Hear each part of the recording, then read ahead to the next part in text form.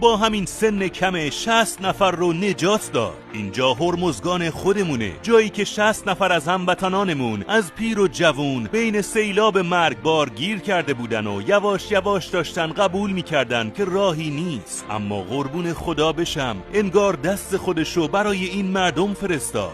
اسمش الله یار بارانیه، یه شیرمرد جنوبی که وقتی دید آب دور تا دور روستا و مردمشون رو گرفته، تنهایی یه قایق رو به حرکت در آورد. سوار شد، روشنش کرد و دونه دونه مردم رو سوار کرد و جونشون رو نجات داد. وقتی نیروهای امدادی رسیدن، دیدن همه حالشون خوبه و فهمیدن این بچه بدون کمک کسی این کارو کرده. همونجا خشکشون زد. 60 نفر رو یه تنه با اون سن کم نجات داد. اگه این نسل شجاع نیست پس چیه؟ درد و بلات بخوره تو سر اونی که تو بحران برنج و روغن احتکار میکنه. درود به پدر و مادر تو خطه جنوب ایران که فقط بلدن قهرمان تربیت کنن. به افتخارش قلب پایین و قرمز کن و دیر فکت و فالو کن تا از خبرهای جنجالی جا نمونی.